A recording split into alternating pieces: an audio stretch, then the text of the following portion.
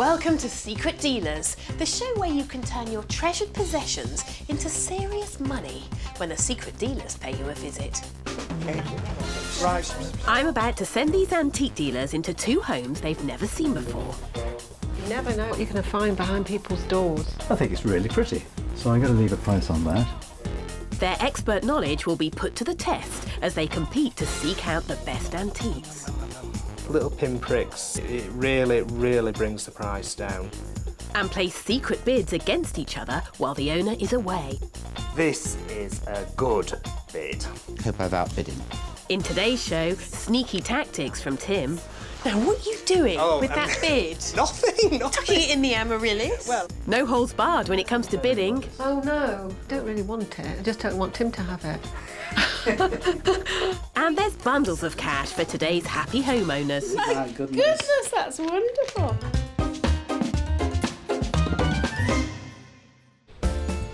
First, we're off to Yorkshire and a house that would be more at home in the heart of gay Paris. It's bulging at the seams with French antiques, and it all belongs to Janice and Keith. Our love of antiques stemmed many years ago from a very dear old friend. He was very much into porcelain, all the Victorian and Edwardian things. It was really lovely. And that's really when I first got, liking for them from a very early age. My love of antiques stemmed from meeting Janice over 20 years ago. The place is festooned with flamboyant treasures and decorative antiques. And everything is up for grabs, including this highly collectible Walker & Hall silver top box. And this rosewood Bonnet de Jour writing desk. In the late 80s, we paid about £1,000, didn't we? We did, yes. For it. We've realised the market's changed, but we would sell it on the day with a reasonable offer. And Keith has big plans with what to do with the secret dealer's cash. I'd like a shed, somewhere for me to hide. I think we need a large shed. Well, you want the shed and you want the garden doing, but I'd quite like to sort the front room. Maybe. Now, Janice and Keith, you've got a lovely French look to this place. We could be in a Parisian apartment, couldn't we? Yes. Why have you gone for that particular look? I don't know, it's something that we've always just fallen for. So, is there anything that you would actually really like to hold on to? I have an open mind, depending on the offer. I think everything has its price. Who's going to be best at making decisions today? I think jointly, probably. I think the lady of the house will be the one who decides. Well, I'm sure there is plenty in your house that the dealers are going to love. There's no shortage of eye-catching antiques in this house. Brenda, James and Tim are in for a treat. Hi, you Kate. Hi. Now, expect the unexpected with this house. What's the unexpected, Kate? Well, you'll have to wait and see. Really? I can tell you for certain sure, amongst it all, you'll all find something you want to buy. Promise? I promise. Later. Oh, wow. My goodness. You never know what you're going to find behind people's doors. French. This is the look. Go on. Right. James is into his fine art and has spotted a rather dainty treasure, an early Victorian watercolour. It's signed and it's dated 1841. It's a watercolour portrait of a girl, and here we got her name, Jane Clefane Neville, born 1818, died 1905. I think in a way the picture is quite simple and it's over-framed. But if I bought this, I'd put her in a much simpler frame. So I'm going to leave a price on that. I quite like it. Upstairs in the bedroom, Brenda has found a delightful Sheffield silver heart-shaped box. A very saleable item, but she spotted a problem. If we hold it up to the light, we can see that the silver has worn all the way through. So you can actually see the hole. So that does make it depreciate a little bit, but aesthetically, it's quite a nice little piece. It may have a few holes, but it's still biddable. And Tim has found the Louis XV style French writing desk. And if you're posh, Bonnet de Jour. So this is a copy, 19th century, possibly 20th century copy, but it's nice. Kate, What's up, Timmy? What do you think to that? Well, it's a very decorative, pretty thing, isn't it? Lovely size. Yes. Sweet proportions. It's quite showy, isn't it? It is, yeah. I'll make a bid on that, but it is subject to market conditions. Market conditions? Yes. Brown furniture being down. Well, it is down, but this is, it's got that lovely French decorative look. It's worth a punt. Right. Let's do it then. Janice and Keith paid good money for this in the 80s, and although the furniture market has slumped, they're hoping for a good price. And they might be in luck. Tim seems quite smitten. Bob the bid in there. It's tactics from Timmy. Close it and they won't have a clue. In Yorkshire, our 3 secret dealers have been let loose on Janice and Keith's antiques. That's quite nice. Little watercolour there. And Tim's super dealer senses have honed in on the early Victorian watercolour that James bid on. Just discard that in the Amaryllis. But he's up to his old tricks again. Now, what are you doing with that bid? Nothing. Tucking it in the Amaryllis? Well, I'll bob it back in. James thought it was absolutely lovely. Oh, did he? Yeah. Does that mean And, expensive? Well, I think so. And let's give James a run for his money. That's 2 bids on the Victorian watercolour, and competition's hotting up. Don't miss upstairs, will you? Because there's a lot up there. When you give me that impish look, I know that you are winding me up. Am I really? Yes.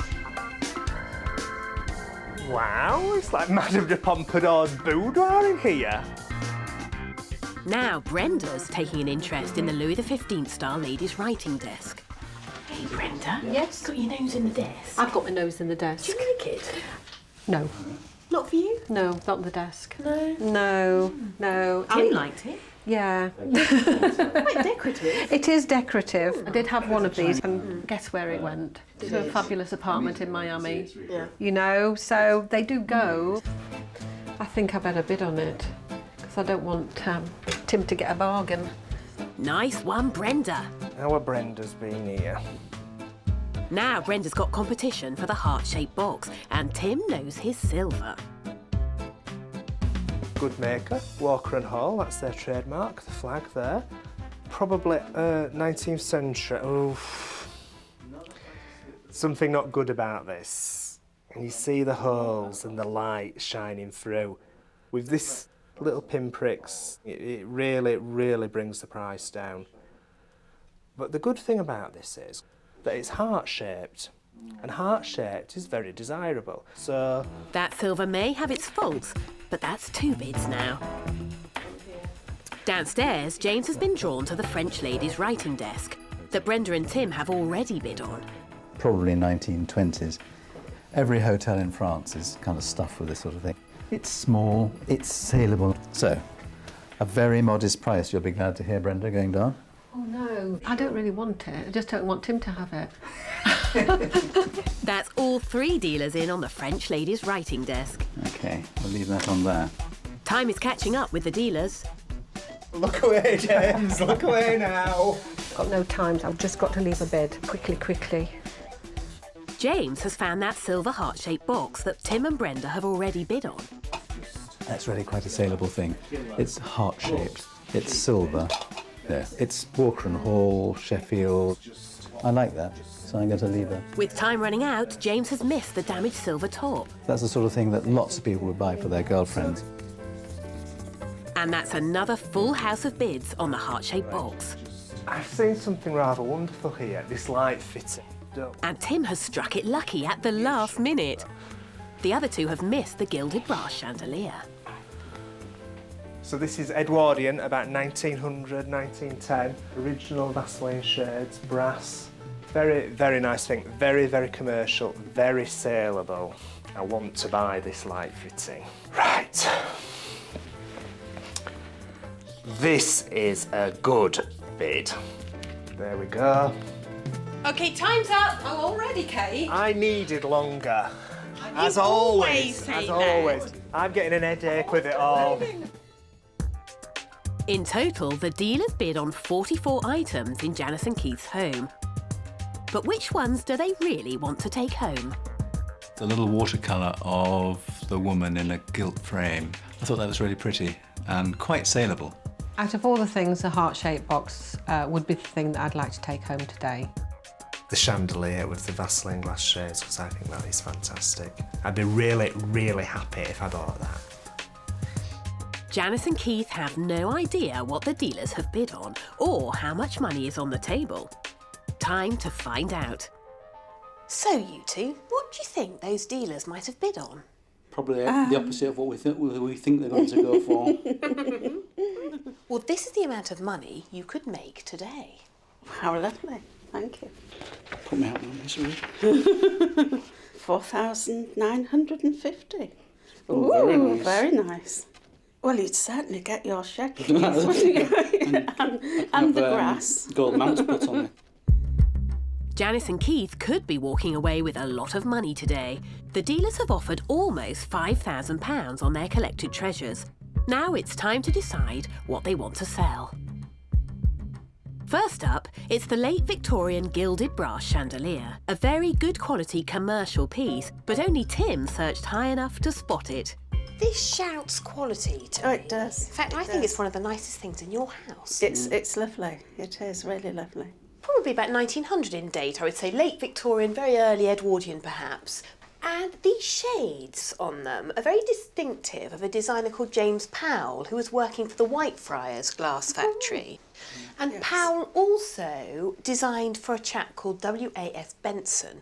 OK, so we've got quality names here and quality materials. Tim says £600. Keith's smiling, you're nodding. What do you think? It's a fair deal, fair offer, isn't it? You think that's fair? What do you think, Keith? I would rather keep it. Would you? I just think it's a lovely lamp. The independent valuation on this is between £500 and £750. Yes. £600 from a dealer is actually a very strong offer. It is, yeah. You make the decision. No pressure, Janice. No pressure. No pressure. And that. What are you going to do? Let's go mad. Okay. Say yes. Yes. Yes. We've got a sale. No remorse at that money, and the light fitting goes. I am so pleased that I bought the chandelier, and I'm so pleased that the other two didn't see it. Janice and Keith also managed to accept James's bid of £220 on the French ormolu fireguard. Tim's offer of £40 for a 1930s teddy bear, and Brenda's offer of £300 on a modern French brass carriage clock. Next up, it's the silver Walker & Hall heart-shaped box. All three dealers fell for this, but Brenda and Tim noticed the damage, so didn't want to pay top whack. Now, what do you think about this piece? I love it. I used to have a large collection a long time ago, and I've kept two of my favourites. And that's one of them. And that's one of them, yes. It's a lovely thing, isn't it? Yes. Heavy yes. cut glass on the Yes. bottom, and then the top made of English hallmark silver. It's actually dated to 1903. The only problem with silver like this, which is heavily embossed, if it's polished too much, little holes start appearing in the silver, and there are just a few 30 years of little holes. polishing. Sometimes people call them pinpricks because they're that Yes. small. So, otherwise, lovely. All three dealers want it. Tim bid you £45. And that's because he noticed just a few holes. I think I could quite easily keep it, actually, at that price. Okay, £45 is out. Brenda also had a careful look at it. She says £30. I have a feeling it's staying there. But James has also bid you. Yes. Has he got bad eyesight? You never know. He might have. No, I don't think he Because James says 150. Gosh. Goodness. Yes, well, that is extremely tempting. I think it's more than Yes. tempting. Well, you do. You not haven't. personally, but, you haven't got that attachment to it that I have. The independent valuation is between 100 and 150. Yes. So And that is the very top end of that. Top end of the budget. Yes. Can I live without it?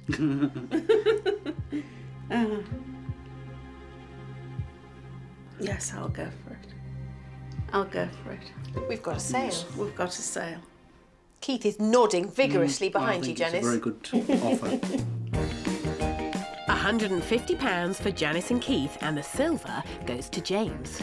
I am astounded. There's no way that's worth that money. I know it's over the odds, but I don't care. I bought it and it's a nice thing and I should be able to sell it. Janice and Keith let go of the box, but didn't accept James's offer of £250 on a 19th century French mantel clock. Or Brenda's offer of £40 on a continental porcelain candelabra. Nor Tim's offer of £45 on a modern Ainsley vase.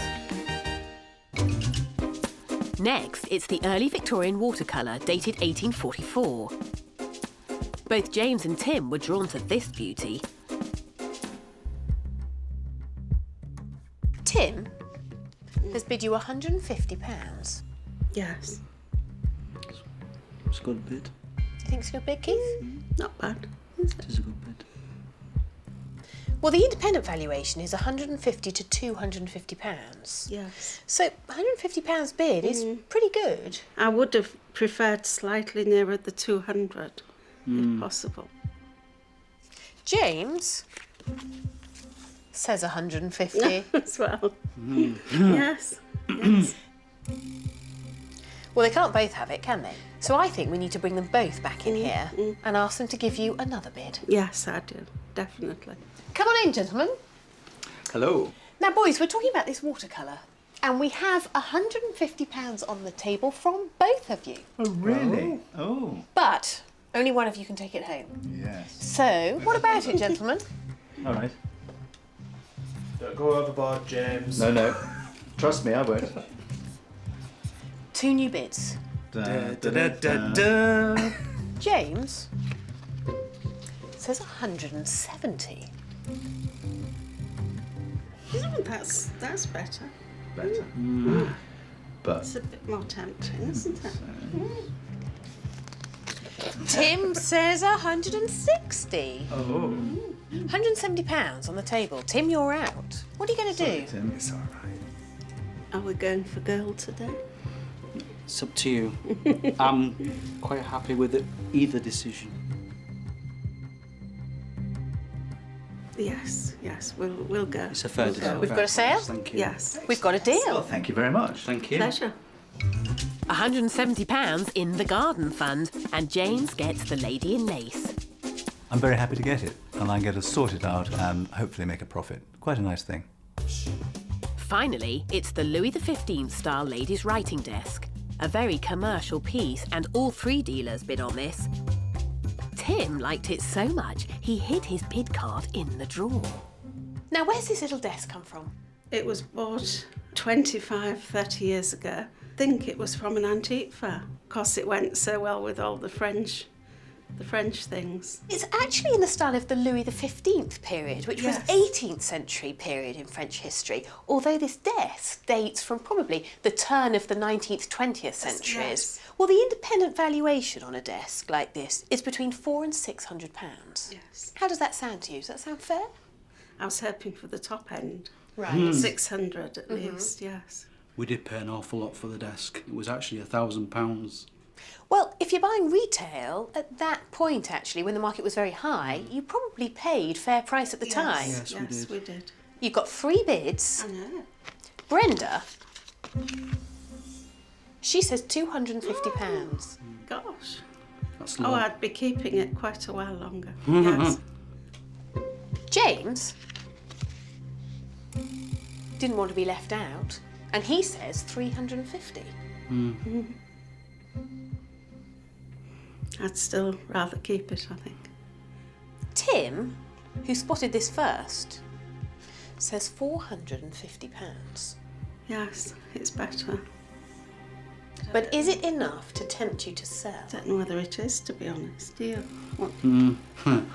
I think in the current market it's a fair price, but...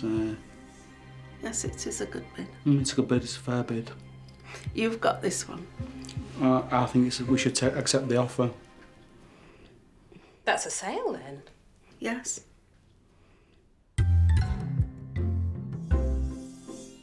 Oh, do you know, I really need to give up buying furniture. It's nice, I don't think there's a lot of profit in it. In total, the dealers offered Janice and Keith almost £5,000 for some of their most treasured antiques. So after parting with 25 items, how much have they made? So Janice and Keith, you've seen all the bids. Do you think by any chance the dealers liked your taste? Yes, I think that you could say they did, yes. Well, you have made today £3,405. My goodness, that's wonderful. Oh, yeah, lovely, thank you. Thank you very much. Well, that's fantastic, isn't it? I think you may get your shed. I think I will. And some grass. What about your dining room? Yes, I think we'll have a fresh start. Well, you've been fantastic fun. Thank you for having us. It's Thank been you. lovely. We've thoroughly enjoyed it. Yes, thank you. Super. Our secret dealers have already handed over almost £3,500 to Janice and Keith. My goodness, that's wonderful.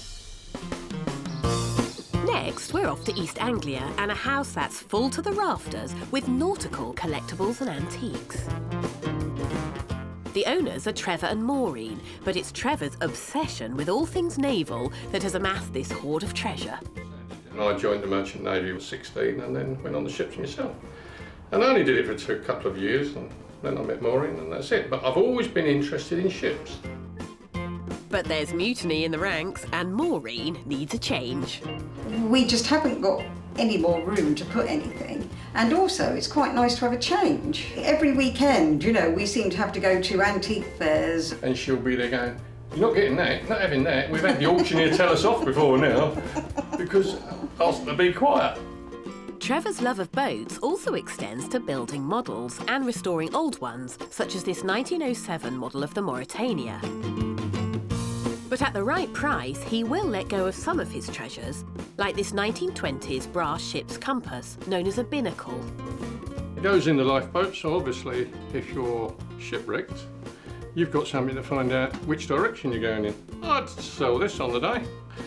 It's something I like, but I'm not that attached to, you know. That is complete, that's a nice one. Now, this is a large house, you two, isn't it? Mm-hmm. And it is stuffed to the gunnels. There are things on the wall, there are things in display cases, all to do with nautical things. Mm-hmm. I love the ships. Yeah. We go to Felixstowe sometimes, she gets bored stiff. Oh, that sounds riveting, Maureen. So what do you think about all this stuff? Because it, you know, completely takes over the house, doesn't it? Well, even our holidays, you know, sort of everything sort of goes round ships. But, well, I've just got used to it. Why do you potentially want to sell some of this, Trevor? Well, I can buy some more then. Oh, no. Maureen, how much would you like to get rid of today? Well, just as much as possible, loads. Well, I can't guarantee that these dealers are necessarily going to bid on the large items, No, you know. we'll see. Yeah, They don't might go for all sorts, and I mean all sorts. But I think they're certainly going to be busy. Time for our dealers, David Bond, David Ford and Stuart, to get stuck in. Are you free? Now, you two may have noticed we have David Bond with us, marine specialist. We did. Yes. What does that tell you? Anything? Must be Perhaps? something marine here. Possibly. A few Shipping. things I've noticed. In with a chance. Yes. There is a little theme going on in this house, but it's a big house, so there's loads of other stuff as well. Yeah. We better go and get started. Okay. Thank you. Okay. After you, David. Right, this ground floor is me then. Anchors away, boys. And we're off. This guy really has got a lot of good nautical bits and pieces. So it's all hands on deck, apart from Stuart, who's torn a ligament in his shoulder. Looking for the not so obvious here. Better start putting some bids down. David Bond is hot on anything nautical. Ah, clock. Nice clock here. And he's navigated his way straight to a 1940s brass clock. Just seeing whether that's laid on or whether it's actually made in the casting of the enamel. It's actually laid on afterwards. So it's just a standard ship's clock. It's quite nice, a nice old clock, zinc case. Very nice old thing. There's a bit of a cracking to the enamel on the face, unfortunately. But then if we were 100 years old, we'd be a bit cracked. Leave a bid on that one. That's first bid of the day to David Bond. Stuart's not quite such a keen sailor. Ships, I can't leave bids on these because they're not old enough for me, really. Let's have a look, see what we can find. Keep on looking. Wow, what's this room? This is obviously where the models get made. And David Ford is following David Bond's lead and has found the brass clock. There. But this David isn't paying quite enough attention to the detail. What's nice about that one is that it's got P&O on it, which is a little unusual, which will enhance the value a bit. David's already had a go at that as well. Hope I've outbid him. We shall find out. It's interesting, even these simple little candlesticks here come off the SS Osterley, but they really are keen on the shipping. Next room. Now David Bond has taken a shine to one of Trevor's modern ships. A couple of these are plastic, obviously. People don't like plastic generally so much, although they look very nice and they do the part.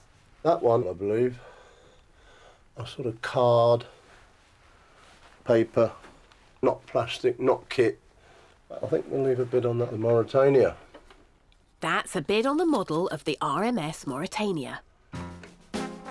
Stuart's found sanctuary from all the nautical items. Spotted several things I like in the kitchen, so that's okay. Things are looking good.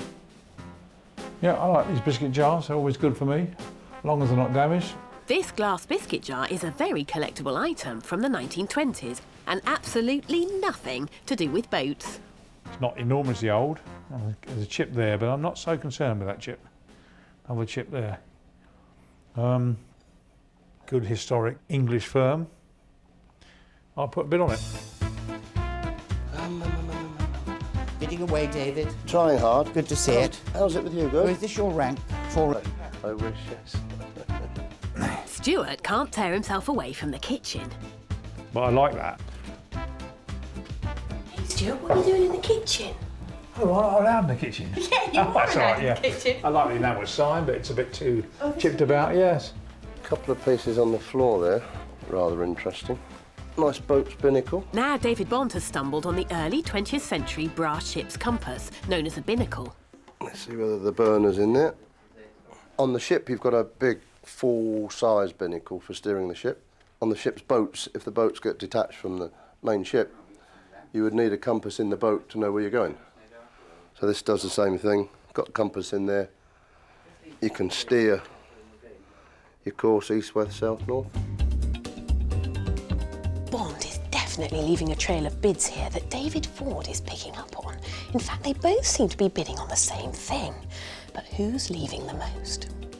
Sure enough, David Ford's having a bid on the binnacle. this little burner with paraffin would have lit up the compass that's in there, that's on gimbals. So when the ship's rocking around, that always stays level. See, David's had a go at that as well. Oh well, takes two to tango. That's two bids for the binnacle. I think time's running out. It is, yeah, I'm getting a bit panicky now. Okay. And the bids are going down at a rate of knots. Bell box. But guess who's still in the kitchen? Ready. I'll leave a bid on it because it is my sort of thing. Well, I like that actually, yeah. Pop that down. Time's up! That was very naughty. I mean, Flash naughty. by, because done with another hour. In total, the dealers bid on 32 items in Trevor and Maureen's house. But which ones really hooked them? But the little glass case ships were very nice. They were the nicest things there, I think. I like the Smith's Crisps jar. Every house should have one. I can always sell them. The thing I most liked in the house is the ship's clock. Just hope that the P&O is authentic because sometimes they're added. Trevor and Maureen don't know what items were bid on or how much cash is up for grabs. Time to find out. So how did that feel, letting 3 dealers go through all your collection? I like showing off what I got anyway, and to have 3 dealers come and look at it, and if they like it and want to buy it, good. But in here is the total amount that's on the table today. Give it a Morin. Have a look, Maureen. £1,870. Wow. I think they bought the house. Yeah, well, that's good. How much do you think you're going to sell, Trevor? I don't know, let's wait and see. It might come to a compromise, we might be arguing. We'll see. In East Anglia, our secret dealers have been sailing through Trevor and Maureen's house in search of precious antiques. Hope I've outbid him. They've bid on 32 items. Well, I like that, actually, yeah. Trevor and Morin could net almost £2,000 in exchange for their nautical treasures. Wow. I think they bought the house. Time to decide what they are willing to sell. First is the handmade card model of the Mauritania from the early 1900s that interested David Bond. What's special about this room? It's my room. Only your room? That's where I build all these models. Tell me about this model, because this is one you haven't done, obviously. It's a model of the Mauritania. I went to an antique fair. It was in a state. And I said to him, how much do you want for that? He said, £10. I said, I'll get it 5 for it. So I got it. I came back and spent probably about 10 hours putting it right. She was quite some ship, wasn't she? Yeah, the Mauritania. RMS Mauritania. Of Royal course, Mail stands for Steamship. Royal Mail Steamship, because originally they used to carry the mail, The didn't mail, they? some of them still do. Well, David Bond has left you a bid here. I can only see what he's after. I hope it's a bit better than the tenner I paid for it. Go on then. 75. Yeah, you can have that. I won't even argue with him. Well, the independent valuation is £60 to £80, so that is a very good bid. Yeah, it is. It is. You can't go back on it now.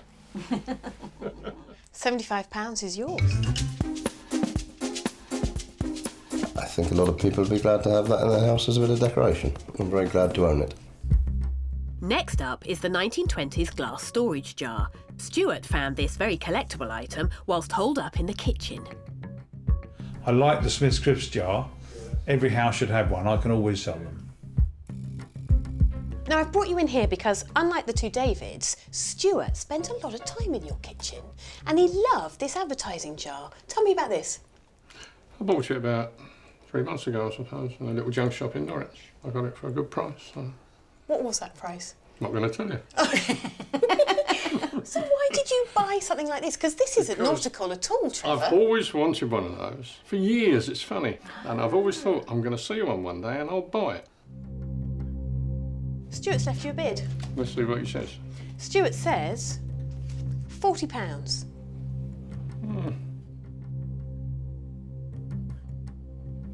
Can we compromise on that? Or is there no compromise? What's the compromise? What would you be looking for? 50. You're a hard bargainer, aren't you, Trevor? He's going to make a few bob on it as well. What did you buy it for? 30. 30 and you want 50? Yeah. We better ask Stuart. See if he's prepared to up his bid. We'll see what we can do. Stuart, come on in. Now, you poor walking wounded, we're talking about this advertising jar here. You've bid £40. Now, bearing in mind the independent valuation, Trevor and Morin, is £40 to £60, OK? Trevor's got something to say to you, Stuart. I want 50. Simple as that. Well, don't beat around the bush, will you? Go straight to the point. No, I think it's worth 50. Yeah. 1929, it's got some nice wear on it. Look, you can see it's an honest little piece. Nice. Now, this is interesting how the person selling something talks about the wear, the person buying it talks about the damage. That's right, no, it's wear. Believe you me. It's honest wear. So the question really is, you want 50, I would like to buy it for 40. I'm quite happy to go halfway on 45, but 50 is more than what I'm thinking. I know it's only a fiver, but 48. It's not. We're going to have an auction in a minute. Hang on. Well, it usually shuts them up, you know. We're at 48. We're at 48, no, Stuart. we're not. No, 45. 45. We're still £3. Go on then, 45. £3, fellas. 45 is 45 is a deal. 45? We've got a deal? 45, we got a deal. 45. We lost Thank you then, goodness for sorry. that. £45, we have a deal. Yeah.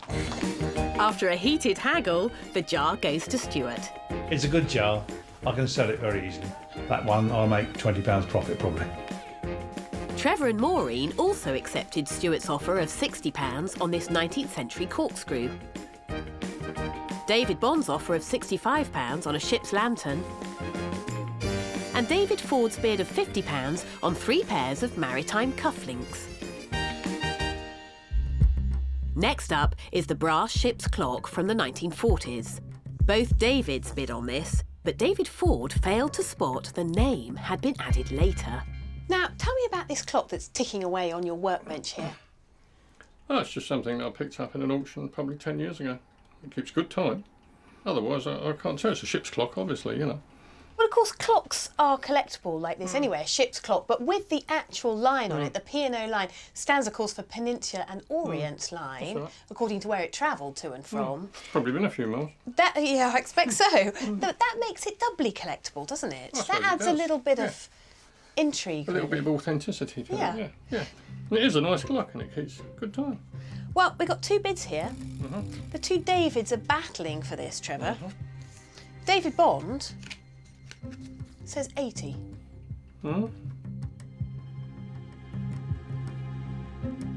That's not bad. It's getting it. That's pretty good for you. What do you mean for me? That's getting it. Go on, what's the other ones? Well, the independent valuation on this is 100 to 150. David Ford says 115.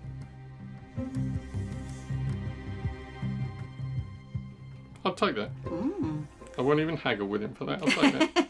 £115, no qualms, no questions. No, that's a good price. Fantastic. We've got a sale before you change your mind, Trevor. £115 is a good price, but David Ford is a little concerned about David Bond's low bid. If he only bid 80, it's possible that that P&O has been applied. Because he's quite cute when it comes to things like that, so I hope I haven't overbid. We'll find out if David paid over the odds at the end of the show. Trevor found it easy to let go of the ship's clock, but he didn't go for David Ford's bid of £75 on a model galleon. David Bond's offer of £55 on a 19th century ship's dumb compass, and Stuart's offer of £70 on a 1920s intercom board. Finally, it's the brass binnacle that houses a ship's compass. Again, both Davids have their sights on this one. Now, this is a bit of a talking point. Tell me about this. It's a binnacle. It's actually a lifeboat binnacle. A lifeboat binnacle. Lifeboat binnacle. Every lifeboat had one of these. I noticed that the actual dial of the compass has got the name Cestral on it, which is quite a known maker, isn't it? That's right. It's a very good maker. And obviously it's got alcohol in it so it doesn't freeze. And in the old days, the sailors used to break into them and drink it. So you get on a lifeboat and you didn't know where you were going because some drunk with alcohol and it's no good. Well, I guess they needed something to warm them up, didn't they? Yeah. Well, two dealers want to take it home, Trevor. Okay, see what they want to pay for it. David Bond says 80. No, that's not enough. No, I wouldn't take less than 100 for that. What do you think, Maureen? £80? Well, I think it's a lovely item. That is, you know, a nice item, and I go by what Trevor says. Yeah, you know, it's nice thing. It works. David Ford also wants this. He says 90. Oh. Going in the right direction? Yeah, I think if he went up another £5, I'd say, yeah, you can have it. But you're not happy with 90. You'd like a little bit more. Yeah, it's worth that. We better call those Davids in and see if they're prepared to give you any more. Okey-doke. OK, come on in, gents. Trevor and Maureen meet David Ford. Hi, Hello. Trevor, Morin, David, hello. Now, we are talking about this rather nice binnacle. £90 is on the table. David Ford is in the lead. Oh. But Trevor has something to say. I'd like 95 for it. Simple as that. The independent valuation is 100 to 120, so I think you've bid pretty fairly, but Trevor wants another fiver. David, you've got strong clients for these things. Yes. And I don't mind necessarily not owning it. No, certainly I'll bid for it, no problem. Yeah, I'll go up to 95, no problem. 95? Yep. We have a It bid. was such a rush going around everywhere. And It is. He was so excited. too much stuff. Maybe I should have said a bit more. Well, hang on a minute. We have 95 and we have a deal. Yeah, Well done. Yeah, I'm happy with that. They say nothing makes a man so angry as getting the price he asked. It would have been better at £80, but I was pushed into 95.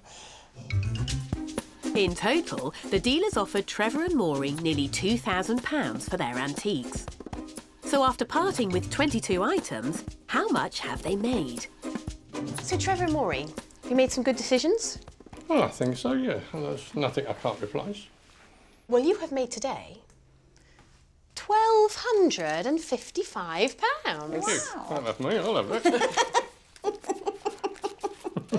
Wow, that's really good, thank you. Is there any negotiation in this, Trevor? Or is it going to be... Yeah. It's got to be the Telegraph.